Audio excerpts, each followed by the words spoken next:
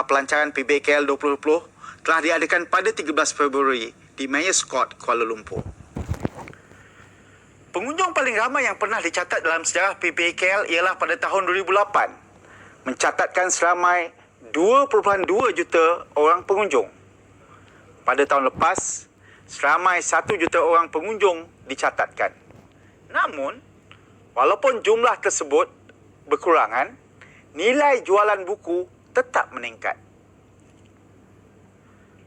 Walau bagaimanapun, PBKL yang ke-39 tahun ini, yang sepatutnya diadakan pada 27 Mac hingga 5 April 2020, terpaksa ditangguhkan berikutan penularan wabak COVID-19 dan Perintah Kawalan Pergerakan PKP oleh Kerajaan Malaysia.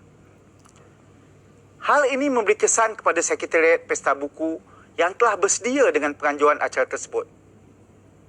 Akibat daripada pelanggaran Pesta Buku ini, terdapat jutaan stok buku yang telah dicetak tetapi tidak dapat dijual.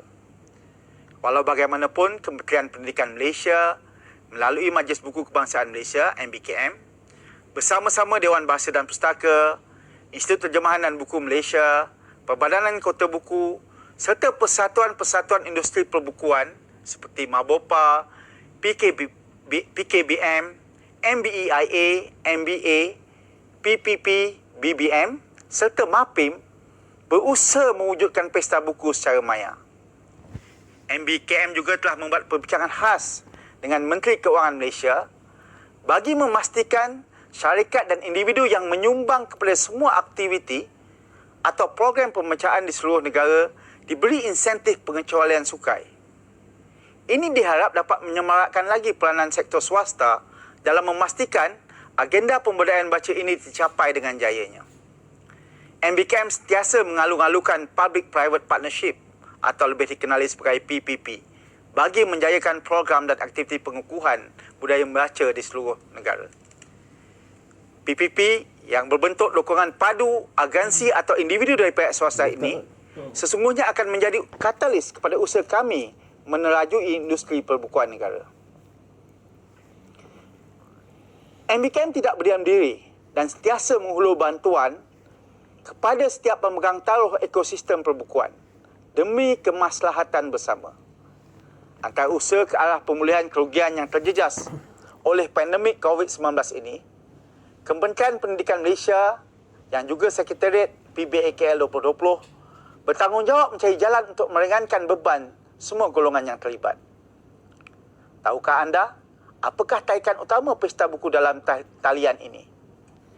Kami bawakan lebih 140 penjual buku dengan 30,000 judul buku terkini dan 30,000 voucher kepada pelanggan baharu, 10,000 voucher pembelian oleh penerbit, 20,000 diskaun seluruh platform, 10,000 tawaran satu buku hanya RM7, 5,000 voucher pelanggan setia ada, 4,000 voucher permainan, 4,000 voucher tempoh terhad kepada anda semua. Rakyat Malaysia yang saya hormati lagi saya kasihi, kini tiba masanya, saat yang kita semua nanti-nantikan. Marilah kita dengar ucapan perasmian Pesta Buku Antarabangsa Kuala Lumpur 2020 dalam talian yang akan disempurnakan oleh Yang Berhormat Menteri Kanan Pendidikan Dr. Razi Jidin. Dengan segala hormatnya, saya mempersilakan Yang Berhormat Dr. Assalamualaikum warahmatullahi wabarakatuh dan salam sejahtera. Saya ingin merakamkan ucapan tahniah di atas kejayaan pihak Majlis Buku Kebangsaan Malaysia dalam menganjurkan Pesta Buku Antarabangsa Kuala Lumpur PBAKL kali ke-39. Ucapan terima kasih ingin saya rakamkan kepada pihak yang terlibat dalam menjayakan PBAKL 2020. Ini termasuklah Dewan Bahasa dan Pustaka, Institut Terjemahan dan Buku Malaysia, Perbadanan Kota Buku, Persatuan Penerbit Buku Malaysia, Persatuan Kontraktor Buku Malaysia, Persatuan Pengeksport dan Pengimport Buku Malaysia, Persatuan Penjual Buku Malaysia dan Persatuan Penerbit dan Pengedar Buku Bumiputera Malaysia. PBAKL tahun ini agak unik kerana buat julung kalinya dalam sejarah, Pesta Buku ini diadakan secara dalam talian. Program yang bermula dari 25 Jun hingga 8 Julai 2020 disertai lebih 140 penjual buku dengan lebih 30,000 judul terkini. Pencipta buku sudah pasti nanti-nanti penganjuran PBAKL pada tahun ini. Program ini menyediakan pelbagai bahan bacaan merangkumi ilmu sains, teknologi, ekonomi, biografi tokoh dan sebagainya dengan tawaran pembelian yang menarik. Dengan mempelbagaikan bahan bacaan, ruang lingkup pengetahuan kita akan dapat dibugarkan